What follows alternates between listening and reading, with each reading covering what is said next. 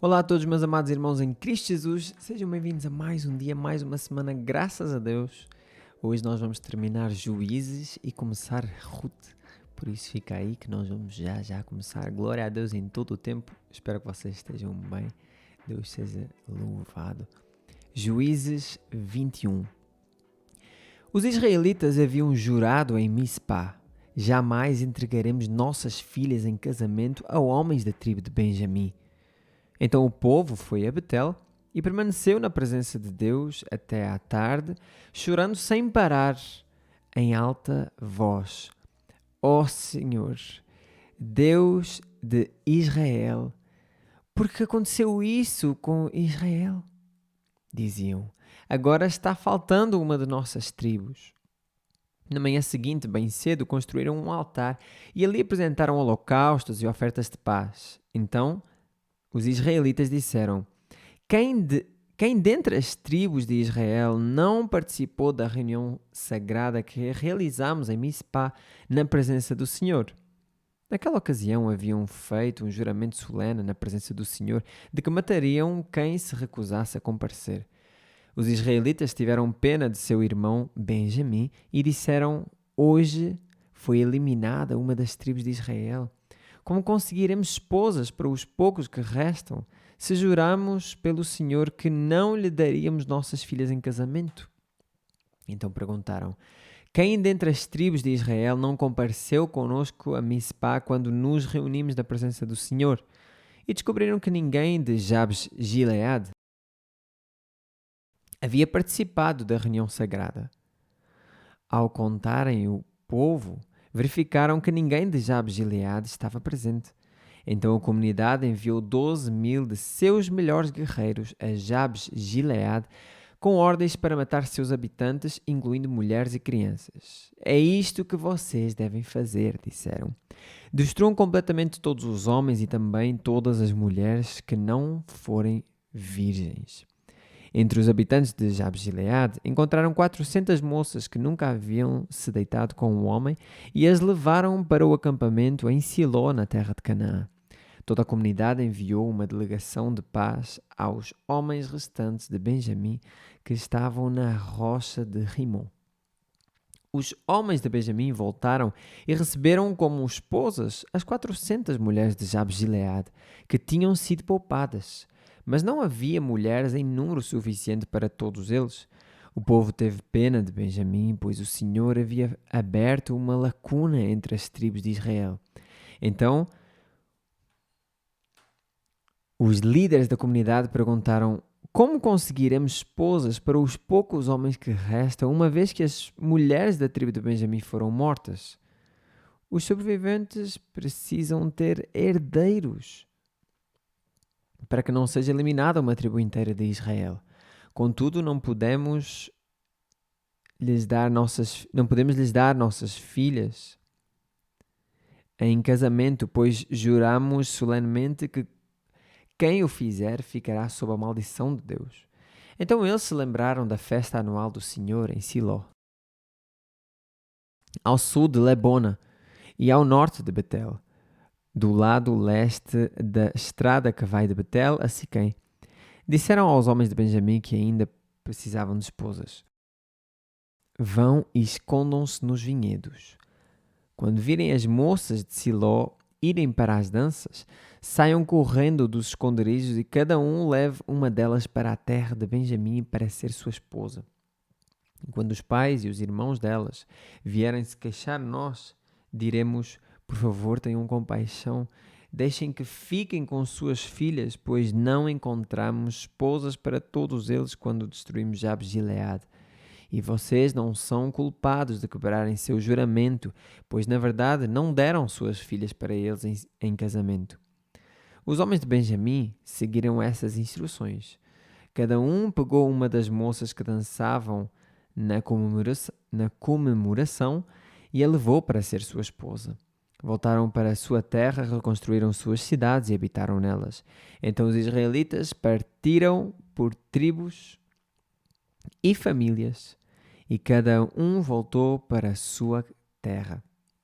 Naqueles dias, Israel não tinha rei, cada um fazia o que parecia certo a seus próprios olhos. Ruth 1. Nos dias em que os juízes governavam Israel, houve grande fome na terra. Por isso, um homem deixou seu lar em Belém de Judá e foi morar na terra de Moabe, levando consigo esposa e 2 filhos. O homem se chamava Elimeleque e a esposa Noemi. Os filhos se chamavam Malom e Quileon.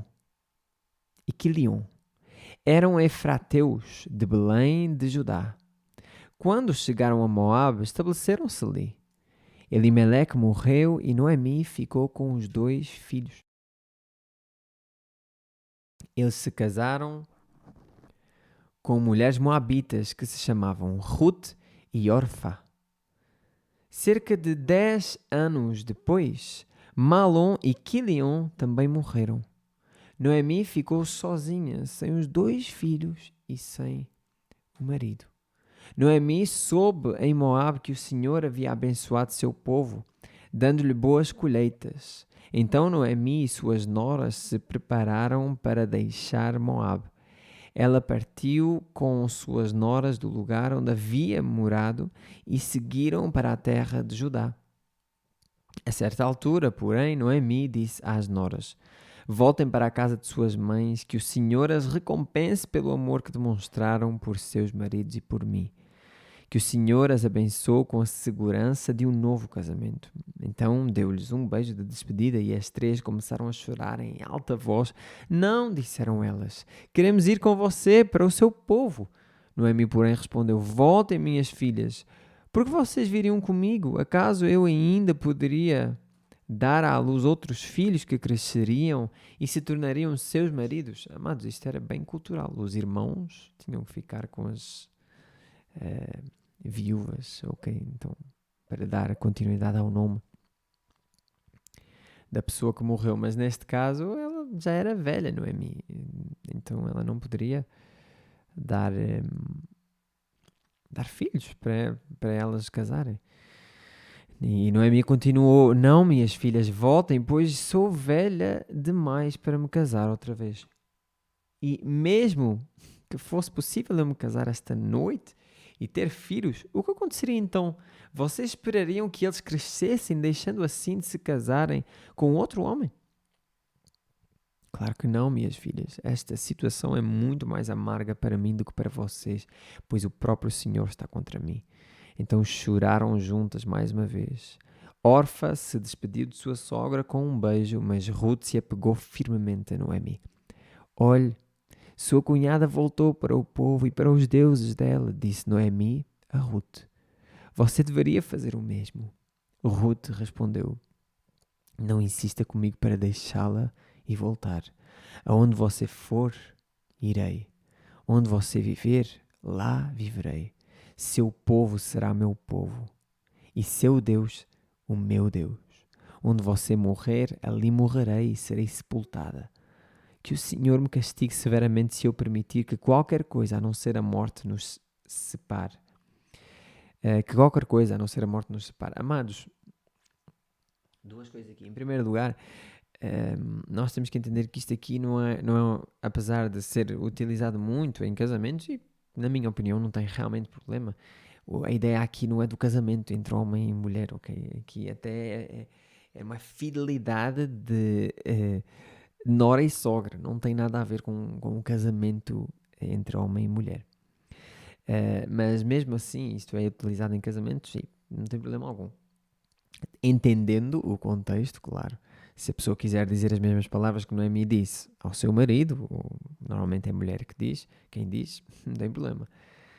Mas é bom entender isto. E é bom entender também que Ruth não falou. Nós normalmente dizemos assim: ah não, Ruth apenas por causa de Noemi. Oh, quanto ela gostava de Noemi. De facto ela gostava, mas ela teve que ser firme. Reparem aqui.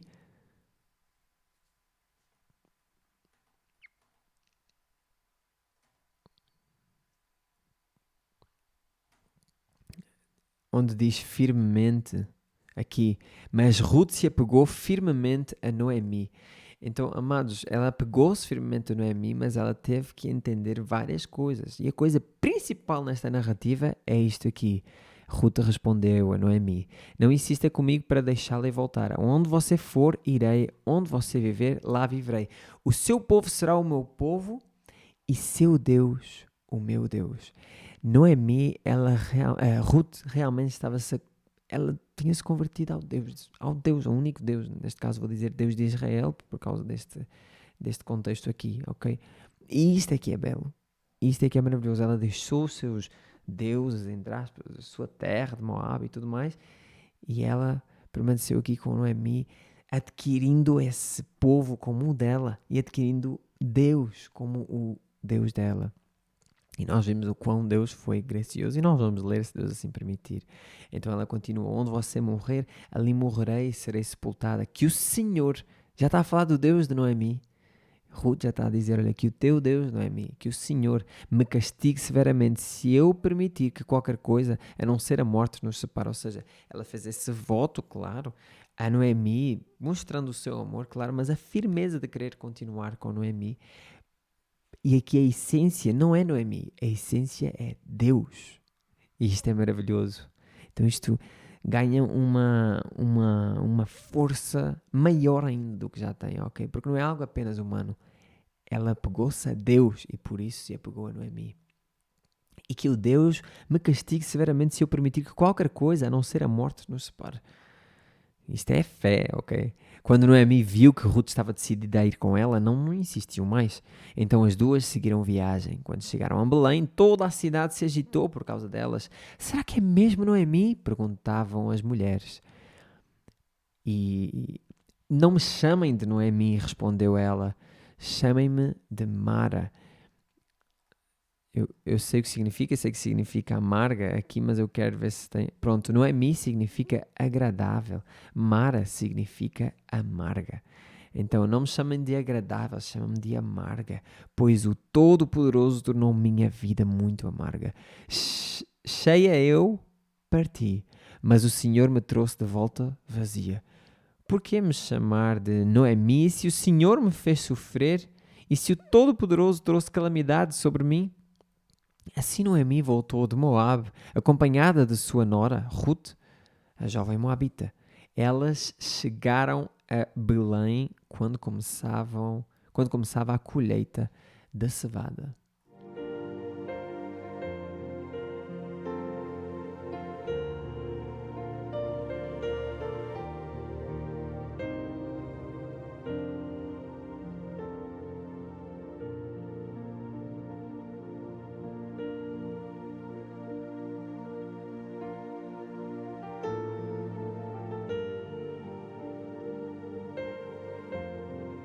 Glória a Deus, meus amados irmãos.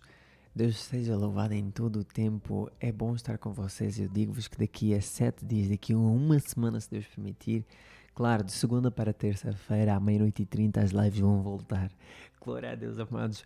Talvez haja uma live neste fim de semana. Eu ainda não tenho certeza. Mas eu estou muito emocionado com essa novidade. E uma coisa também que infelizmente eu não consegui gravar alguns vídeos. O meu violão foi algumas... Eu já estou a dizer o que é que vai ser novidade, né? O meu violão está a ser ajustado e tudo mais. Se Deus permitir, hoje ou amanhã eu já tenho o meu violão de volta e vou conseguir gravar. O que é que vai acontecer no canal Simeão? Eu agora vou-vos dizer. Nós vamos começar a gravar muitas músicas. Eu vou começar a colocar aqui muitas músicas mesmo. Não será só aqui, será também Spotify, essas coisas todas. Em princípio as músicas não terão voz, ok? E se tiverem voz será algum apontamento, só para ficar mais belo. Mas a ideia mesmo é ter um violão tranquilo da maneira que eu toco. Talvez um piano que a Sara toque, mas eu quero mesmo que vocês entendam o meu coração também em termos musicais nesse sentido. E obviamente ter uma playlist, uma lista de reprodução musical que seja tranquila e que vocês saibam, pelo menos, que é de alguém de confiança. Como vocês sabem, estou aqui há 3 anos e por isso vocês já me conhecem há algum tempinho aqui com vocês, né? Glória a Deus, amados, isto é maravilhoso. Algumas novidades, tem outras novidades que eu não vou contar, mas essa outra Esta primeira já é muito boa. Essa outra, para além, obviamente, dos e-books que já estão a ser selecionados para gravação, nós temos outra novidade. E essa aí, amados, quando vocês entenderem a dinâmica dessa nova gravação de vídeos, vocês vão ficar, eu creio que, muito alegres pela dinâmica mesmo, ok? Então ela está quase a ser feita. Eu preciso ainda de testar mais os microfones e câmaras, mas se Deus permitir está mesmo quase. Graças a Deus, amados. Eu espero que vocês estejam bem. Oremos uns pelos outros e agora continuemos a nossa leitura em João 4, 42. No caminho, teve de passar por Samaria. Chegou ao povoado samaritano de Sicar, perto do campo que Jacó tinha dado a seu filho José. O poço de Jacó ficava ali, e Jesus, cansado da longa caminhada, sentou-se junto ao poço por volta do meio-dia. Eu acho interessante que muitas vezes nós pensamos como se Jesus fosse tipo um super-herói, coisas assim, que não se cansa, não precisa dormir. Não, amados, ele cansava-se, ele tinha fome, ele tinha sede, era uma pessoa, ok? Ele estava num corpo humano. À semelhança da nossa carne, não sendo igual à nossa carne. Porquê? Porque a nossa carne é pecaminosa. Embora Jesus tenha sido tentado em todas as coisas, ele não nasceu com pecado. E não poderia ter nascido, porque senão ele não podia ser nosso sacerdote, nosso sumo sacerdote. Ele não conseguiria ter morrido de maneira pura, santa. Mas tu e eu já nascemos com pecado. Nós já nascemos necessitando da salvação em Cristo Jesus. Então isso é maravilhoso, amados, glória a Deus por Cristo Jesus. Então ele, cansado da longa viagem, Jesus sentou-se junto ao poço por volta do meio-dia. Pouco depois uma mulher samaritana veio tirar água e Jesus lhe disse: "Por favor, dê-me um pouco de água para beber." Naquele momento os seus discípulos tinham ido ao povoado comprar comida. A mulher ficou surpresa, pois os judeus se recusam a ter qualquer contacto com os samaritanos. "Você é judeu? E eu sou uma mulher samaritana," disse ela a Jesus. "Como é que me pede água para beber?" Jesus respondeu: "Se ao menos você soubesse que presente Deus tem para você e com quem está falando, você me pediria e eu lhe daria água viva. Mas você não tem corda nem balde e o poço é muito fundo," disse ela. "De onde tiraria essa água viva? Além do mais, você se considera mais importante que o nosso antepassado Jacó, que nos deu este poço? Como pode oferecer água melhor que esta, que Jacó, seus filhos e seus animais bebiam?" Jesus respondeu: "Quem bebe desta água logo terá sede outra vez, mas quem bebe da água que eu dou nunca mais terá sede. Ela se torna uma fonte que brota dentro dele e lhe dá a vida eterna." Jesus explicou aqui o que significa esta água, esta sede. Sede de quê? Sede da vida eterna, sede de não ser mais escravo das concupiscências que existem na nossa carne. Amados, uma coisa que nós temos que entender quando nós pregamos o Evangelho de Cristo Jesus é que essa é realmente a nossa alegria, que tu e eu já não temos que servir mais à escravidão, porque sabemos perfeitamente que Cristo Jesus morreu por ti, morreu por mim. E por isso ele enviou o Espírito Santo para que nós, não pela nossa carne, caminhássemos para ele, mas pelo Espírito Santo. Lê Romanos 6, 7 e 8, principalmente Romanos 8, e acaba, obviamente, essa leitura, se assim tu quiseres, em Romanos 9, e tu vais entender todo esse contexto maravilhoso de libertação que Deus nos dá através de Cristo Jesus, porque mesmo que eu queira fazer a vontade de Deus pela minha própria carne, eu não consigo. Tu não consegues, ok? Então não é pelas obras, para que ninguém se glorie, como dizem Efésios 2.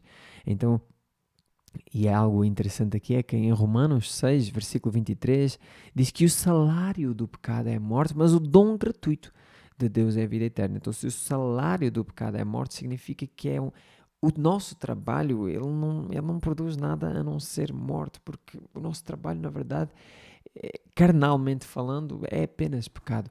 Mas o dom gratuito de Deus, então não foi nada que tu fizeste, nem que eu. Se é dom, foi recebido, foi de graça, então tu não compraste nada disso, nem eu. Então o dom gratuito de Deus é a vida eterna. E quando nós lemos isto aqui, nós ficamos maravilhados com isto, amados. É maravilhoso. Por favor, Senhor, dê-me dessa água, disse a mulher. Assim eu nunca mais terei sede, nem precisarei vir aqui para tirar água. Vá buscar seu marido, disse Jesus. Não tenho marido, respondeu a mulher. Jesus disse, é verdade. Você não tem marido, pois teve 5 maridos e não é casada com o homem com quem vive agora. Certamente você disse a verdade. O Senhor deve ser profeta, disse a mulher. Então, diga-me, por que os judeus insistem que Jerusalém é o único lugar de adoração, enquanto nós, os samaritanos, afirmamos que é aqui, no Monte Gerizim, onde nossos antepassados adoraram?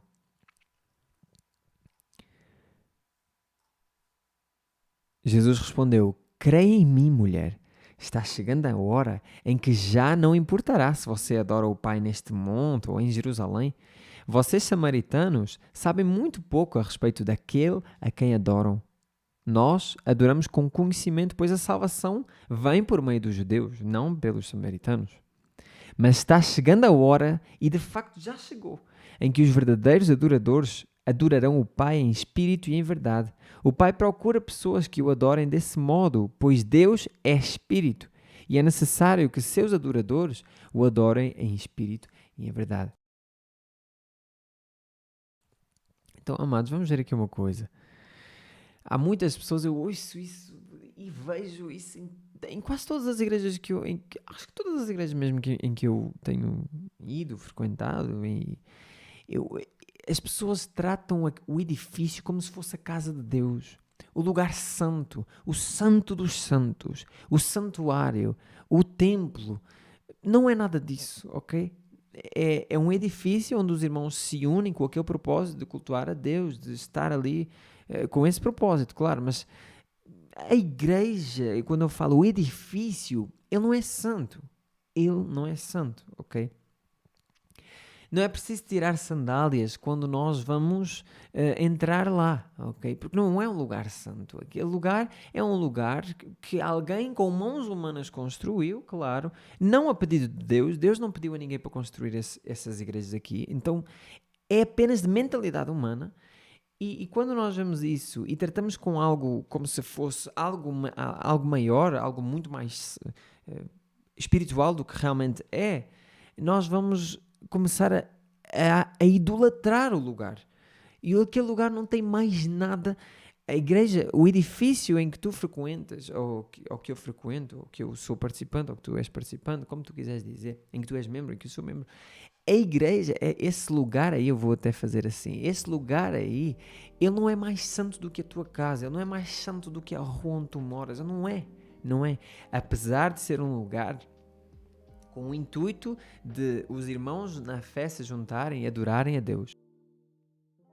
Mas ele não é mais santo do que outra coisa. Aliás, se nós formos ver mesmo na Bíblia, o Espírito Santo mora onde? Mora na igreja, no edifício, ou mora dentro de nós? Dentro de nós.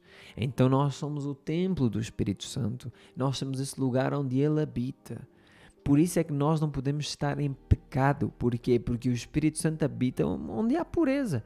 Claro que é ele que faz essa pureza. E nós temos que agarrar nisso e buscar ao máximo estar em conformidade com a palavra.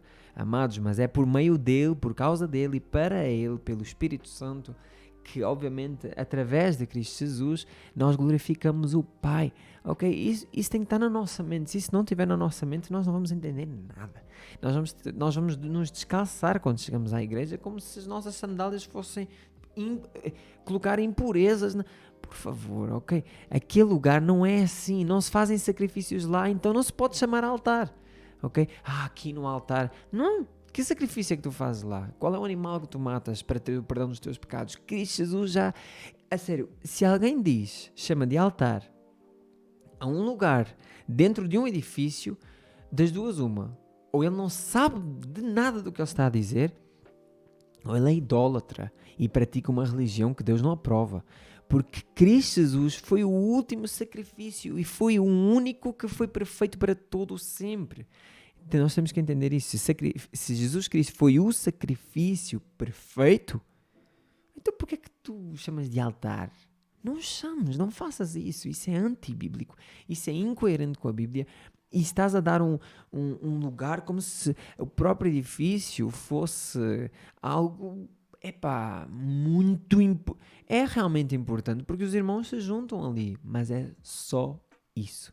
Esse edifício será demolido. E então? E então? Nós temos que entender que Deus disse para eles fazerem no Antigo Testamento, Cristo Jesus não se tinha revelado, ainda não tinha vindo aqui. Então, é completamente diferente. Agora é uma nova aliança por meio do sangue de Cristo Jesus. E a Bíblia é clara quando diz que nós somos o templo do Espírito Santo. Então não sejas idólatra, ok? Dizendo... eu estou a dizer isto, eu vou partilhar com vocês. No outro dia eu estava numa igreja e vi um senhor mais velho tirar os seus chinelos quando entrou dentro da igreja. 4 ou 5 vezes que isso aconteceu, eu fiquei assim, o que é isto? Isto não pode acontecer. Amados, isso não pode acontecer. Por isso eu estou aqui a ferver falando com vocês sobre isso. Eu fiquei impressionado com aquilo. A ideia está totalmente errada. Nós somos o templo do Espírito Santo. Não porque tu fizeste alguma coisa, mas porque Deus te amou antes da fundação do mundo.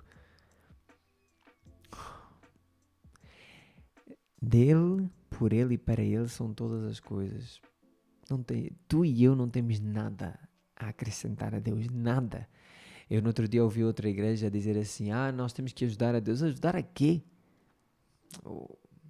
Deus criou todas as coisas, Ele pediu a tua opinião. Foi o que Deus disse a Jacó, a Jó. Naquelas perguntas todas quando Deus faz a Jó, onde é que tu estavas quando eu criei todas as coisas? Onde é que tu estavas? Onde é que tu estavas? Onde é que tu estavas? E amados, é assim mesmo, nós temos que entender que Deus é Deus e nós somos nada, mas mesmo assim Deus teve misericórdia de ti e de mim. Claro, isto eu falo se tu estás em Cristo Jesus. Como é que eu sei que nós fomos escolhidos, permanecendo até ao fim? Como é que nós sei que nós temos essa fé salvífica? Se tu realmente professas e praticas a Cristo Jesus, a Bíblia Sagrada, obviamente por meio do Espírito Santo, mas isso é maravilhoso quando nós entendemos isto. Então, nós temos que entender o que está aqui. O que é que Jesus disse? Creia em mim, mulher, está chegando a hora em que já não importará se você adora o Pai neste monte, ou em Jerusalém, ou no templo, não importa. Então vamos tirar esta mentalidade retrógrada, agora não me lembro se a palavra é assim, ok? Para essa mentalidade antiga, ok? E vamos colocar a Bíblia à nossa frente. O que é que a Bíblia diz? A Bíblia diz isto aqui. Então nós temos literalmente que seguir isso, amados. É que as pessoas gostam de dificultar. Não dificultem. O que está lá em cima, no palco lá da tua igreja, se for mais elevado, chama-se palco. Até há pessoas que chamam de púlpito, né? Tipo com aquela coisa ali à frente. Há pessoas que chamam de altar. Não é. Não é altar. Não é altar. Ali não se oferece sacrifícios. E o altar é para se oferecer sacrifícios. Mas nós oferecemos sacrifício de louvor. Então a tua vida é um altar também. Então diz isso. Então, senão, amados, por favor. Okay? As crianças não podem correr na igreja. Isto não pode... Amados... Glória a Deus, amados. Não vamos dificultar aquilo que Deus facilitou ou nos dá acesso por meio de Cristo Jesus, ok? Não vamos tirar Cristo e colocar outras coisas. Vamos colocar Cristo somente.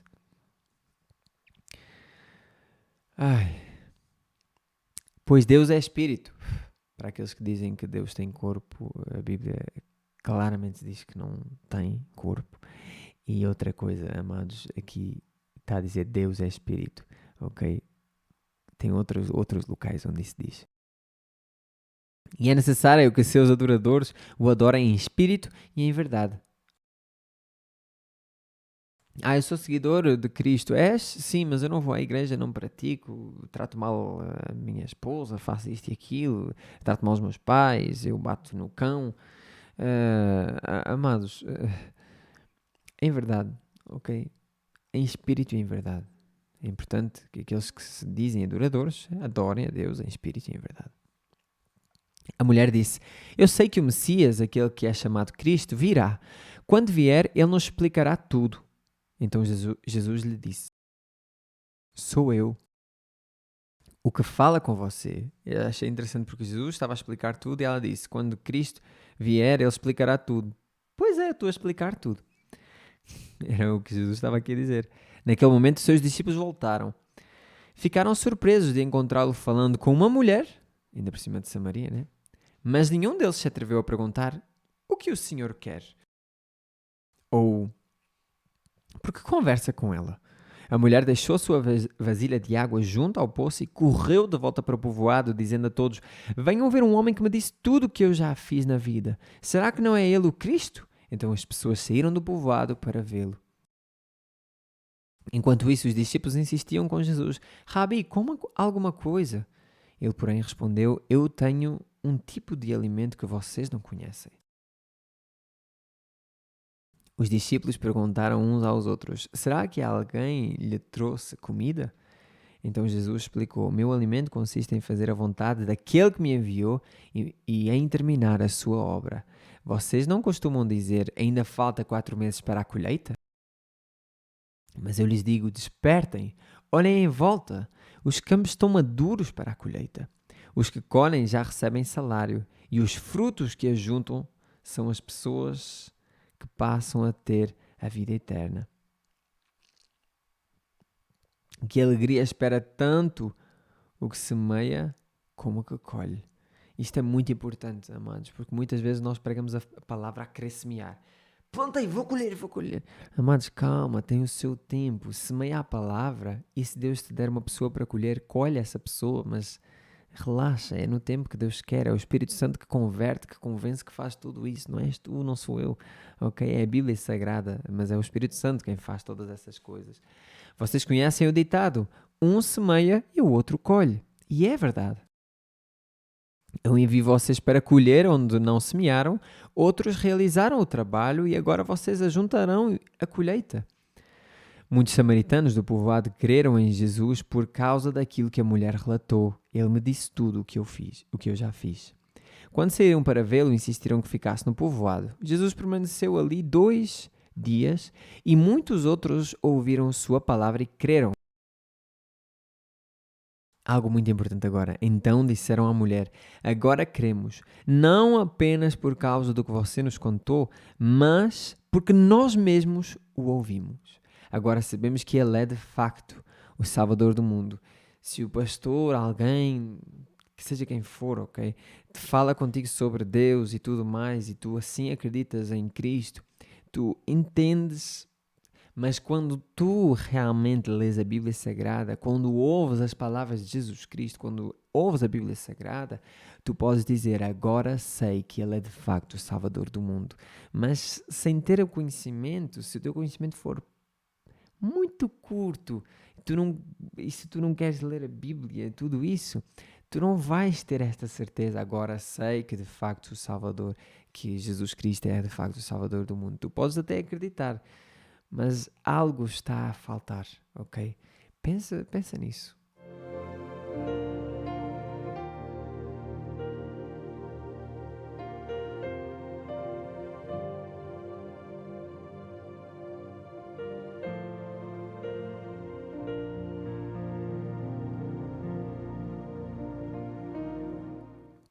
Salmos 105, 1 a 15. Deem graças ao Senhor e proclamem seu nome. Anunciem entre os povos o que Ele tem feito. Cantem a Ele, sim, cantem louvores a Ele. Falem a todos de suas maravilhas. Exultem em seu santo nome, alegrem-se todos que buscam o Senhor. Busquem o Senhor e sua força. Busquem sua presença continuamente. Lembrem-se das maravilhas que Ele fez, dos milagres que realizou e dos juízos que pronunciou. Vocês que são filhos de seu servo Abraão, descendentes de Jacó, seus escolhidos. Ele é o Senhor nosso Deus, vemos sua justiça em toda a terra. Ele é fiel à sua aliança para sempre, ao compromisso que firmou com 1000 gerações. É a aliança que fez com Abraão, o juramento que fez a Isaac. Ele a confirmou a Jacó por decreto, ao povo de Israel como aliança sem fim. Darei a vocês a terra de Canaã como a porção de sua herança. Assim declarou quando eles ainda eram poucos, um punhado de estrangeiros em Canaã. Vagaram de uma nação a outra, de um reino a outro, e no entanto não permitiu que ninguém os oprimisse, e em seu favor repreendeu reis: não toquem em meu povo escolhido, não façam mal a meus profetas. Provérbios 14, 25. A testemunha confiável salva vidas, mas a testemunha falsa é traidora. Só uma coisa, esta parte aqui, reparem o contexto todo, ele está a dizer: e no entanto não permitiu que ninguém os oprimisse quando eles eram um punhado de estrangeiros em Canaã. E há pessoas que dizem isso nos dias de hoje: não toquem no ungido, não toquem no povo escolhido, não façam mal.